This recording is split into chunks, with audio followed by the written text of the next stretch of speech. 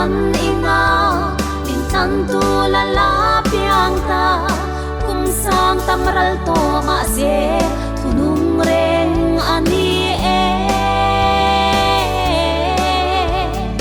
lom taka lo piang chu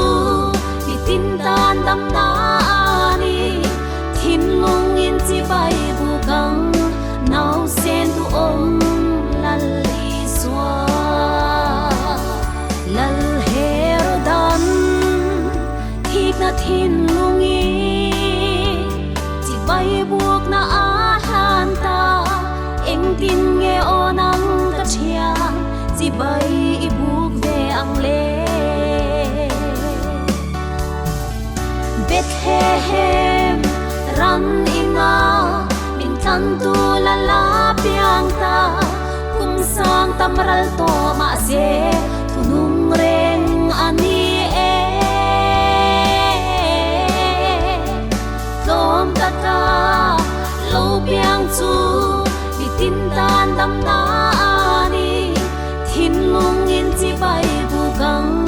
nau sen tu om lal i swa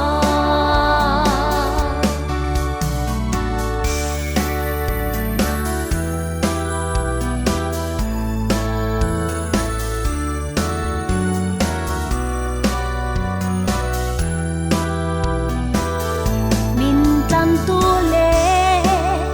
pangai tu ani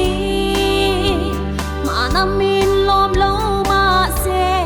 rin om min ka zui se lang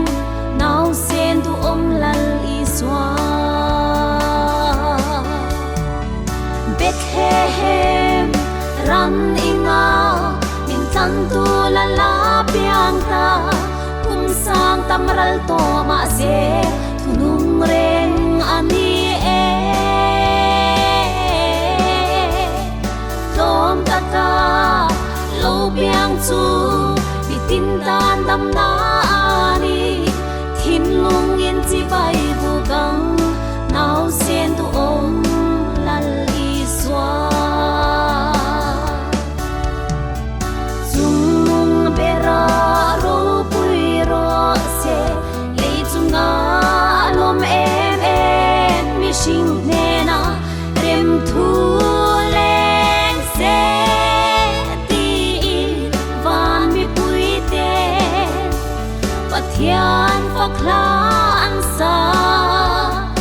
ke li pon kan thei to bi zoi moi na itla nang Bethlehem ran kum sang tamral to ma se